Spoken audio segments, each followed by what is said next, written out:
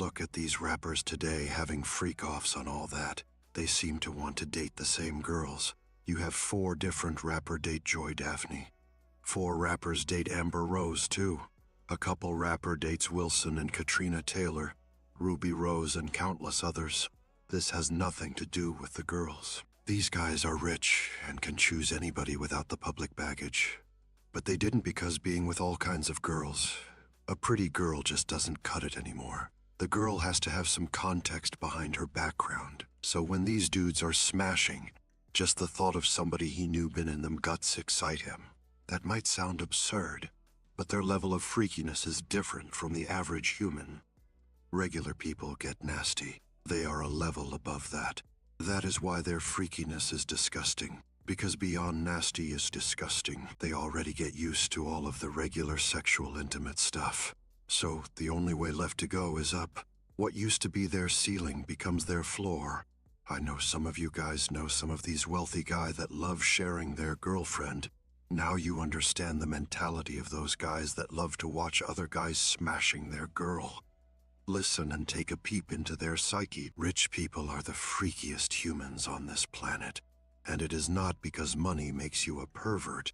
It is because of what happens to your brain when you get everything, and I mean everything, in abundance.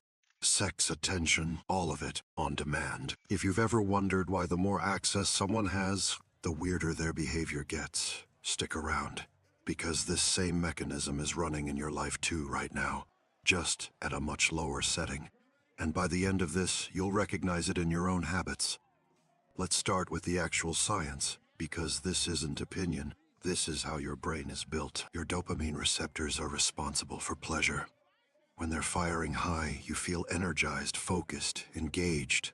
Food tastes better. Music hits harder. Sex means something. Normal stuff feels good. And that is exactly how it is supposed to work. Dopamine is your brain's reward signal. It is not there to make you happy. It is there to tell you, do that again. But here is the part most people never learn. Dopamine doesn't stay generous forever. The more of something you get, the less your brain rewards you for getting it. That is not a moral failing. That is not you being broken. That is biology, plain and simple. Your brain adjusts its baseline to whatever you're feeding it. What used to light you up stops registering. What used to be exciting becomes furniture. Now think about what happens when someone hits that wall. Once your dopamine baseline drops, you don't stop wanting pleasure. Wanting doesn't go anywhere. What disappears is your ability to get it from the same source. So your brain sends you looking. Not for something different necessarily, but for something bigger. A stronger version of the same thing. Because the small version stopped working. And that same logic is exactly why some of these men actively want to watch another man with their own partner. Regular people hear that and immediately call it nasty. Fair enough, and I'm not here to argue with that reaction. But nasty is still on the human scale. It is still something the average person can picture themselves being tempted by, even if they'd never act on it. What you're looking at with this specific group is a level above nasty. And a level above nasty is disgusting. Because it stops being about connection completely and starts being about chasing a reaction. For a man like this, watching isn't some random kink he stumbled into.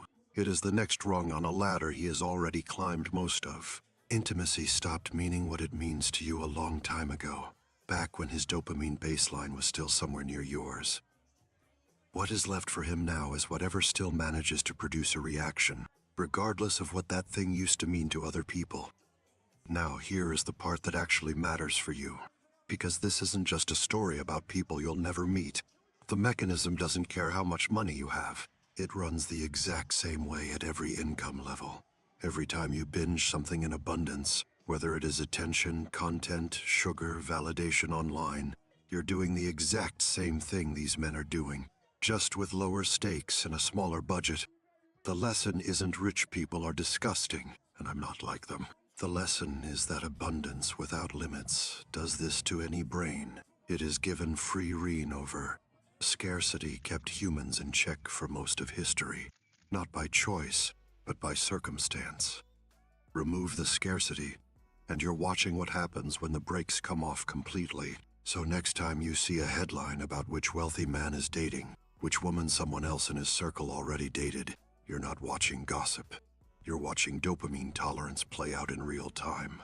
On a budget most of us can't imagine, and a version of the same thing happening in your own life every time you reach for more instead of asking why the last amount stopped being enough. It is like having to run faster and faster just to stay in the same place. Everybody knows this feeling on some level. The first time you tried something new, it hit you hard. The 10th time, you barely felt it. That is the mechanism. Now stretch that mechanism across a person with unlimited time, unlimited money, and zero friction stopping them from feeding it. That is a different animal entirely. So let's apply that directly to wealthy men who don't work normal jobs. Think about what that actually means on a daily basis, because it is easy to say they have money and skip past what that really buys them. No structured hours. No boss checking in, no 9 to 5 eating up the bulk of their day. Uninterrupted amounts of it. And on top of the time, access to experiences and people that 99% of the population will never get within reach of in an entire lifetime. Combine those two things, endless time and endless access, and you get someone who burns through the regular version of everything at a speed regular people can relate to regular intimate.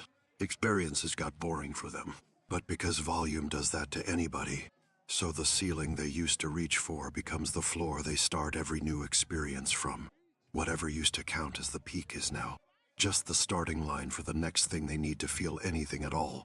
Here is where it gets uncomfortable, and I need you to actually sit with this instead of scrolling past it. You, V, noticed the pattern before, whether you clocked it consciously or not. In certain wealthy circles, it is the same small handful of women getting passed between different men who all know each other. On the surface, that looks like coincidence, or just a small dating pool. It is not. These men could have anybody. That is the whole point. Money erases the usual barriers that keep the rest of us limited to who we can realistically approach. So if a man with unlimited options keeps circling back to a woman who has already been with someone else in his circle, that is not random. That is the exact mechanism from segment 1 playing out in real time. A new face by itself doesn't move the needle for him anymore. There has to be context behind her, some kind of story attached, for his brain to register any charge at all.